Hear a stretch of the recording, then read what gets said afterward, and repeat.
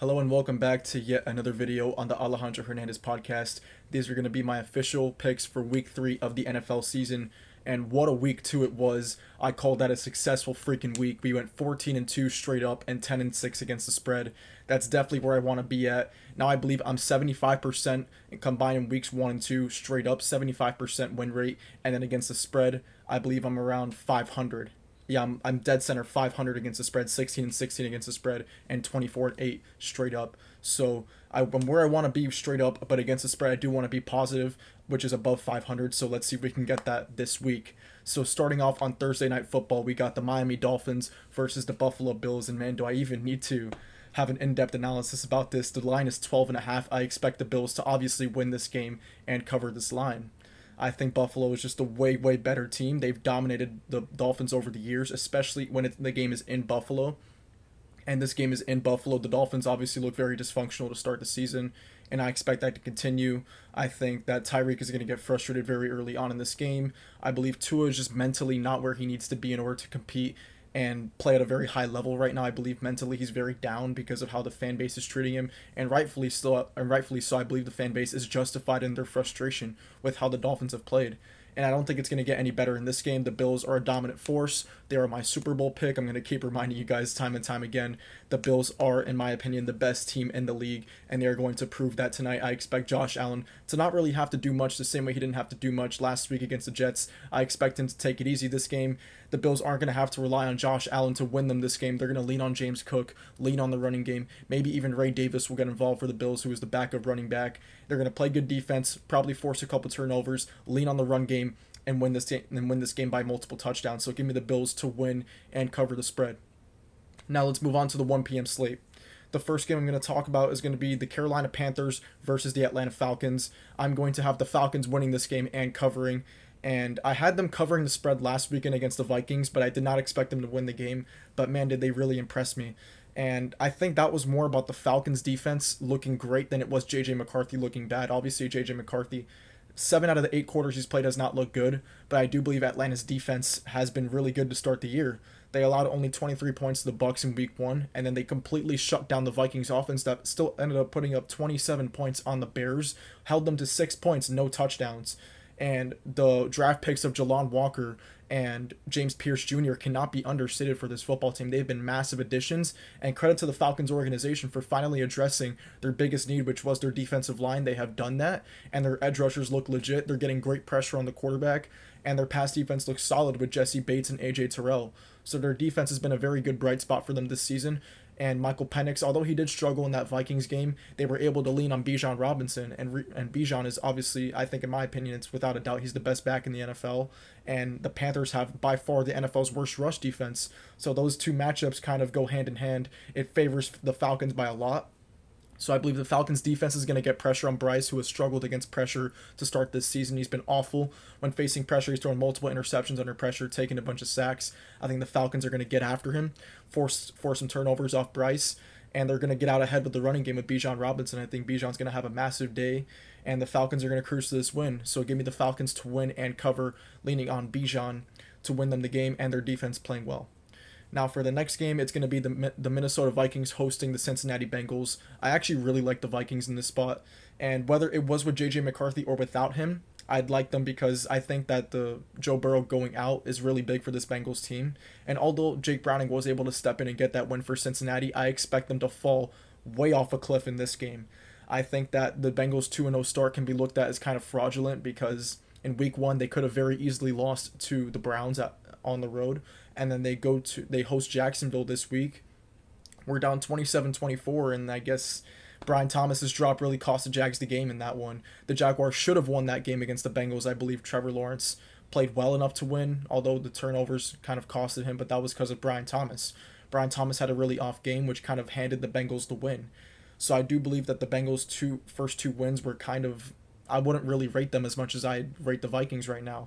So I expect the Vikings to come out in this game. I trust the coaching staff of the Vikings way more than the Bengals. I trust Kevin O'Connell and Brian Flores way more than I trust Zach Taylor and the Bengals coaching staff.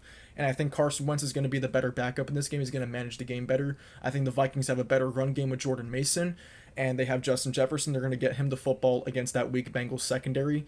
and I expect the Vikings to win this game in dominant fashion. Give me the Vikings to win and cover the spread, which is only set at -2.5. I believe that's a very good value for the Minnesota Vikings. If I'm for my bettors out there, bet the Vikings at -2.5 to win this game. So the Vikings to win and cover is my pick for that game. Now for the next one, it's going to be the Green Bay Packers against the Cleveland Browns. The Browns just look awful. They just look awful. I know they've played two pretty good teams to start the year in the Bengals and the Ravens, but in that Ravens game, they just showed no fight. And the Packers right now look among the best teams in the league, and I don't think that's going to change in this matchup. I think in terms of pass protection, the Packers are fared pretty well against Washington and fared very well against the Lions. So I don't think Myles Garrett could wreck this. I don't think Myles Garrett is going to wreck this game, is what I should say. And the Browns' defensive line is pretty good, but their pass defense is also not great. So I expect the Packers to run the ball a lot with Josh Jacobs, control time of possession, play great defense. I believe the Packers' defense is probably going to allow under, I'd say, 17 points in this game, and that's going to be well more than enough for the Packers to win this game. So giving the Packers to win and cover, which is the line is set at -7.5. I think they win easily by 10 or 14 points. Now for the next game, it's going to be the Houston Texans at the Jaguars. I believe this is a very interesting game, because in CJ Stroud's career, he's 2-0 when facing Trevor Lawrence head-to-head. However, the Texans just don't look good this year. And I predicted this in the offseason. All offseason, I was preaching that the Texans have not done enough to support CJ Stroud. Their offensive coordinator just doesn't look very good in terms of calling plays and situational football. Like that goal to go that they had against the Bucs on Monday Night Football. You get down to I believe they were down to the 1 yard line.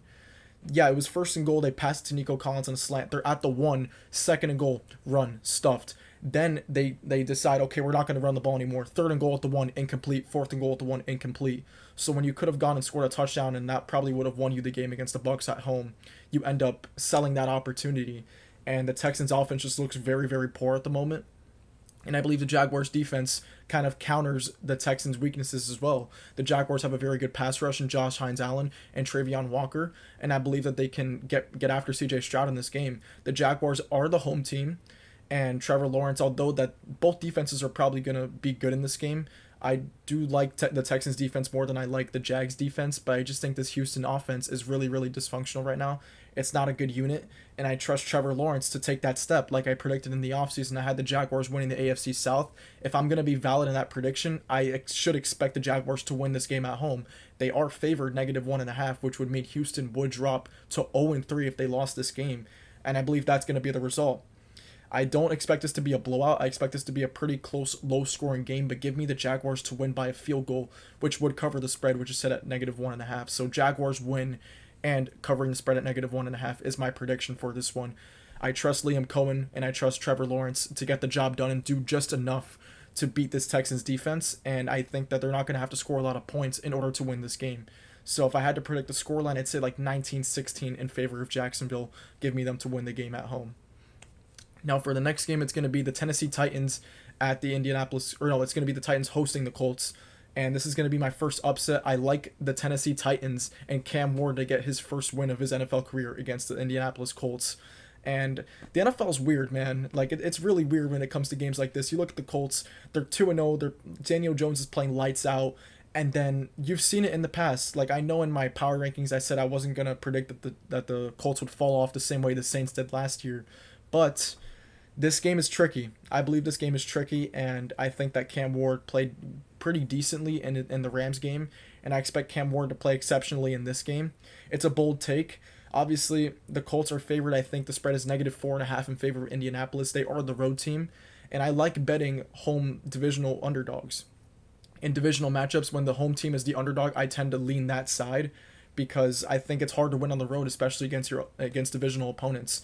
And I think the Colts are going to hit a roadblock in this game. I believe the Titans defense is going to play well. Daniel Jones has not turned the ball over yet this season. I believe that could happen in this game, and if it does, who knows what that does to him psychologically. I think Cam Ward will outplay Daniel Jones in this game, and I believe it comes down to a late-game drive, whether it's a late-game field goal or a game-winning drive, and I think Cam Ward orchestrates that in favor of the Titans to win this game. So give me my first upset of the week. It's going to be Titans over Colts. Now for the next game, this is my game of the week. The Los Angeles Rams versus the Philadelphia Eagles. I talked about this in my power rankings, ranking the top 10 teams in the NFL after week 2. I stated that the Rams will upset the Eagles this weekend, and I'm sticking with that take. I believe the Rams are going to expose the Philadelphia Eagles this weekend. And really, the way the Eagles have been playing the first 2 weeks of the season has, although they've been winning these games, the way that they're winning them is not sustainable in my opinion. Jalen Hurts only throwing for 101 passing yards, yet still being able to beat the Chiefs. They've had some really lucky breaks in my opinion. CeeDee Lamb dropping the football in week 1 really could have, if CeeDee Lamb catches those passes, the Cowboys probably are in the red zone, only down less than a touchdown. They score a go-ahead touchdown, they win that game most likely. Now for the Chiefs game, if Travis Kelce again at the goal line catches that football, the Chiefs are up 17-13 in the fourth quarter. So I believe the Rams are good enough on offense to exploit the Eagles' defensive weaknesses, which is their cornerback 2 position. Adoree Jackson right now has looked really, really bad, and I believe the addition of Davante Adams is really, really big for this football team for the Rams. And I believe the Rams are going to attack the Eagles' secondary with Puka Nacua and Davante Adams, and I believe Stafford is good enough to win the Rams this game on the road in Philly. Now on the other side of the football, when it comes to the Eagles' offense versus the Rams' defense, another big addition for the Rams outside of Davante Adams was also in the defensive line, Poona Ford, who's one of the best run-stopping defensive tackles in the league, who signed to the Rams in this free agency. And I'm not saying that's a difference, and now they're going to completely shut down Saquon, but that's definitely a step towards stopping Saquon in this game. And Saquon hasn't really looked as explosive as he did last year. He's not putting up the same historic stat lines as he has last year so far this season. So I believe combined with the Eagles' dysfunctional play calling with the offensive coordinator, I don't really blame Jalen Hurts' passing stats on him. I just think it's due to poor play calling and poor execution from the receivers, and just in general, the passing game has not looked good. And I think the Rams can exploit that. And then on the other side of the football, I think the Rams can exploit the Eagles' defensive weaknesses. The Rams are underdogs in this game, plus 3.5. I love them to win this game. I think Matthew Stafford and Puka Nacua and Davante Adams play well enough on offense. They outscore this Eagles team. Give me the Rams to win 27-20 in Philadelphia. Now for the next game, I'm going to pick the Las Vegas Raiders versus the Washington Commanders. I'm going to pick the Commanders to win this game and cover the negative 3.5. I think that Washington, I know Jaden Daniels is questionable right now, but regardless of whether he plays or he doesn't play, I still expect Washington to win this game. I think they're good enough in the run game with Ja'Cory Krosky-Merritt. They're going to get that going this week against the Raiders. I think that Terry McLaurin is going to have a bounce-back game, and he's going to have his first good game of the season, I believe, is going to happen in this game against the Raiders. I think they're going to try to make an effort to get him the football, especially down the field. Like how the Justin Herbert launched that ball to Quentin Johnson 60 yards. I think that's a possibility in this game for Terry McLaurin. I believe it's a good bounce-back spot for him. Deebo Samuel's obviously been great. You got Ja'Cory Krosky-Merritt, you got Zach Ertz. I believe their passing game is good. Their running game, hopefully they get that going this game against the Raiders D-line. And then on the other side of the ball, Geno Smith has been turning the ball over at the highest rate in the league, so I do expect Washington to take advantage of that. Their run defense is solid, and I believe they will bottle up Ashton Genty.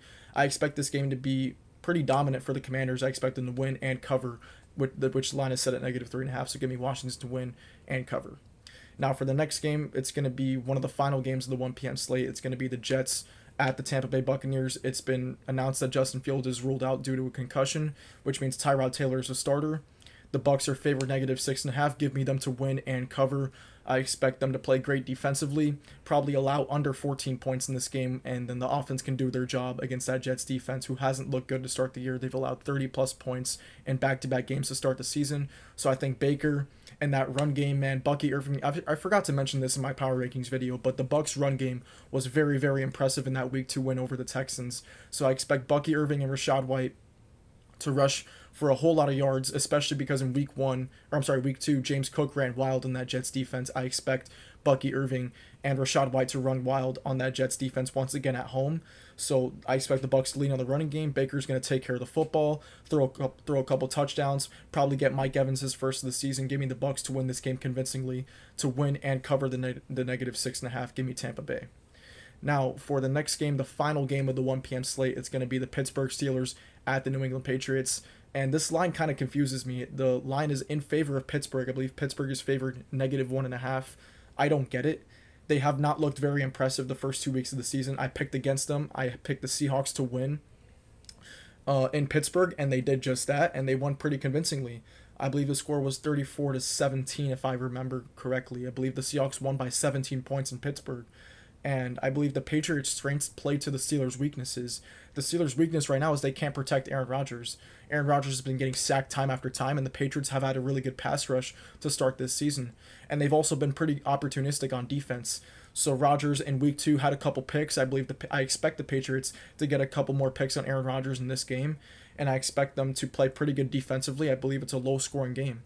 I think the Patriots win a close one. I'd say 20-16, 23-16 in favor of New England. I trust Drake May and the Patriots' run offense to control this game. The Steelers have not been able to stop the run the first 2 games of the season. I expect New England to lean on their running game and lean on their defense to get them a victory in this one, giving the Patriots as home underdogs to win. Now, for the Broncos and Chargers game, this is going to be now the 405 and 425 slate. Give me the Los Angeles Chargers to win and cover. And I really have to eat my words. In preseason, I had the Broncos finishing ahead of the Chargers. In the standings, I had the Chiefs finishing ahead of the start of the Chargers. The way it's looking so far this season is that the Chargers are going to cruise to an easy AFC West title. And really, the only thing I think that would stop this Chargers team is the injury bug. And I had predicted that in my standings predictions when I said I think the Chargers are going to have an injury-riddled season, and that's what's going to derail them. And they haven't had that so far. Their passing game has looked terrific. Justin Herbert has looked terrific, and that defense has also looked very dominant to start the year.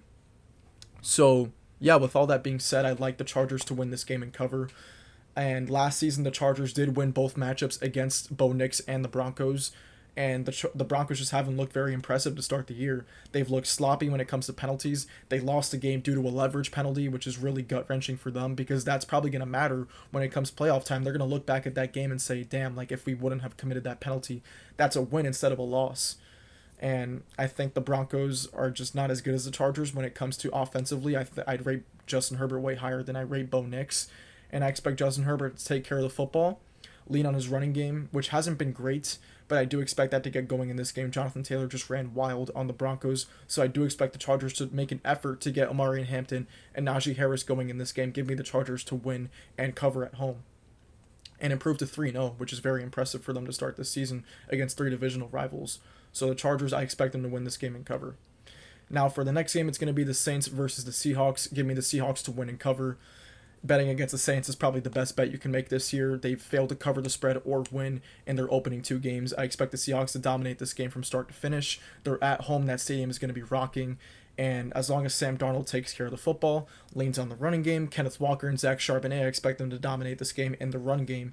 And I expect their defense to play very well, force a couple turnovers, get some stops, get some sacks. And the Seahawks will dominate this game from start to finish due to their running game and defense. So give me the Seahawks to win this game and cover the spread, which is set at -7.5. I expect them to win by multiple scores. Now for the next game, it's going to be the Arizona Cardinals versus the San Francisco 49ers. This line, I think, it's dependent on whether Mac Jones or Brock Purdy plays, but regardless, Mac Jones looked just as good as Brock Purdy has looked. So I don't really think it matters who's at quarterback or who's under center for the 49ers. I think they're going to win this game and cover.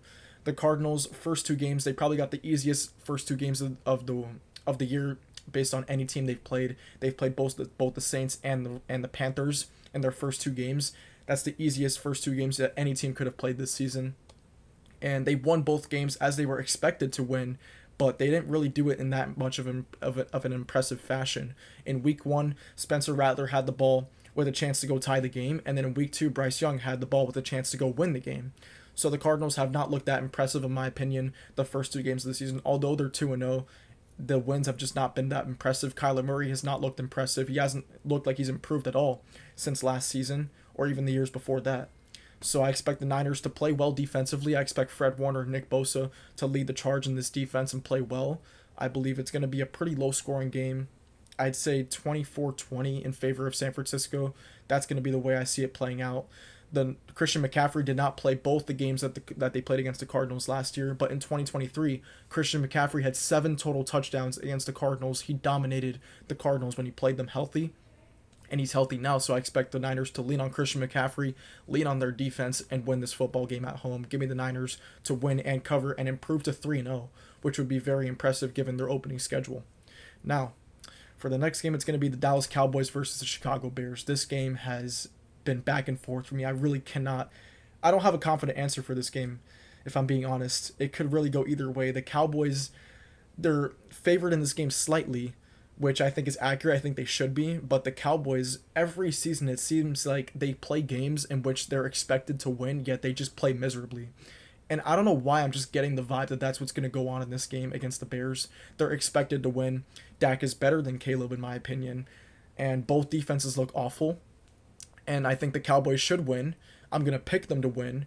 But I'm not as confident in it because Dallas tends to play games during the season where they are expected to win. They just don't show up and they don't play well. And that could very well happen in this game.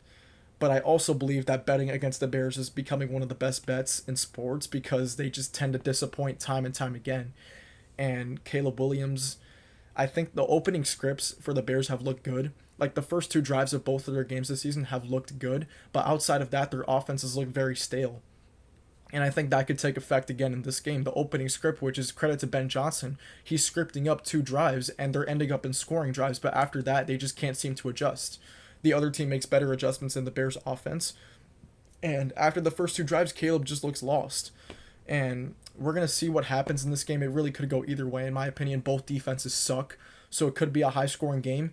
And in a high-scoring close game, I favor the Cowboys because I favor Dak over Caleb in the clutch. And I favor the Cowboys kicker, Brandon Aubrey, to make a big kick in the clutch. So give me the Cowboys to win this game. I'm not confident in the pick. Wouldn't be surprised if the Bears win at all.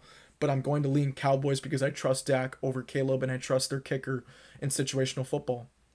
So give me the Cowboys to beat the Bears on the road. And now for Sunday Night Football, it's going to be my New York Giants against the Kansas City Chiefs. And I'm going to have the Chiefs winning this game, but I have some hope that the Giants are going to keep this close. I have the Giants covering the spread, which is set at plus 6.5. So give me the Giants to cover and the Chiefs to win. And I expect the Giants to cover because I believe the Chiefs do not blow teams out. They really have not blown teams out for a while, ever since they had that explosive offense years ago. But ever since that, they've leaned on their defense and just taking care of the football on offense, which is what has won them so many games. But I do believe the Giants do keep this close. They are the home team. Russell Wilson looked very, very impressive in week 2. I had said in my recap of the Commanders-Giants game that it's really not Russell's fault. It's the offensive line. Well, look what happened in week 2. We finally got James Hudson out at left tackle. He was obviously the biggest liability on our team. We took him out, inserted Marcus Mbow, who I was really high on this offseason. He finally got his time to shine without Andrew Thomas in the lineup, and Mbow looked flawless. He looked excellent in his debut at left tackle. And I believe that's really impressive for a 5th-round pick to be thrown into the fire on the road at Dallas in week 2 and play as well as he did. After he was inserted in the game, Russell Wilson finally had clean pockets to throw from. And look what happened when Russ had clean pockets. Malik Neighbors is running loose downfield. Wan'Dale Robinson's full potential was finally unlocked, which I'm very, very excited of as a Giants fan. I love Wan'Dale. I've always loved Wan'Dale. And I believe his talent was limited with bad quarterback play. But now, people kind of viewed Wan'Dale as an underneath receiver only, but now they can see his ability to stretch the field because now we have a quarterback that can stretch the field in Russell Wilson. And in this game against the Chiefs, I expect our offense, I wouldn't say we're going to put up 37 points like we did on Dallas, but I do expect them to move the ball efficiently because the Chiefs cannot generate a pass rush without sending blitzes. And if they do blitz, then we're going to find hot routes to Wan'Dale, we're going to find hot routes to Malik, we're going to take shots down the field of the Chiefs blitz, and we're going to make them pay. So I do believe we have kind of a game plan where it could work in terms of having success against that Chiefs defense, because if they cannot get pressure on Russ, then he's going to pick them apart. And I believe our running game, we had a development with Cam Scatterbo, who finally got his opportunity to shine, and he took full advantage of it. He had a touchdown. He outpaced Tyrone Tracy, which I believe is huge. And if Cam Scatterbo becomes our RB1, I'm actually really excited about that. So I'm excited about our passing game. I'm excited about our running game. Now when it comes to the defensive side of the ball, the Chiefs' offense against the Giants' defense, I expect Patrick Mahomes to have success. And it's going to be because he's going to have Xavier Worthy back. And I also believe that when it comes to the Chiefs' passing offense, they're going to be effective. Travis Kelce is going to have success against us. We have not been able to cover tight ends to start the year. That's an issue, and I believe that the Chiefs can attack us when throwing to Kelce and throwing to Worthy. Paulson Adebo has not looked very well, or has not been what we expected him to be to start out the season, which was our number 1 corner. George Pickens fried him in week 2, and in week 1, Terry McLaurin did fry him, and so did Deebo Samuel. So our secondary has looked underwhelming. I'd say our pass rush is good, but that's not good enough to, just win us games defensively. We have not looked good in the secondary, and I think that's an issue. So I do expect the Chiefs to win a close game. I'd say, if I had to guess a scoreline, 20-17 Chiefs is what I would go with. Patrick Mahomes leads a game-winning drive, whether it's a game-winning field goal or a game-winning touchdown drive to win the Chiefs the game. So that's going to be my take for the Chiefs-Giants game. Give me the Chiefs to win, but the Giants to cover the spread. Now for the final game, Monday Night Football, it's the Detroit Lions against the Baltimore Ravens. Give me the Ravens to win and cover. The last matchup between these teams, it was 38-6 in favor of Baltimore. I just think that's a bad matchup for the Lions. I think the Ravens can generate a pass rush on Jared Goff, and when Jared Goff is pressured, he's not a good quarterback under pressure. And if the Ravens can do that on the other side of the ball, Lamar, I think, is going to be sensational tonight on Monday Night Football. I think he's going to be sensational, and so is Derrick Henry. I don't think the Lions have an answer for Lamar and Derrick Henry, so I do expect the Ravens to win this game and to cover the spread. If I had to guess a scoreline, I think it's going to be high scoring, but I'd say, in my opinion, the score is going to be 31-24 in favor of Baltimore. I think Lamar Jackson and Derrick Henry will outplay and outscore that Lions offense. And that is going to be it for this video, and I will see you guys next time for when I release my top 10 teams after week 3.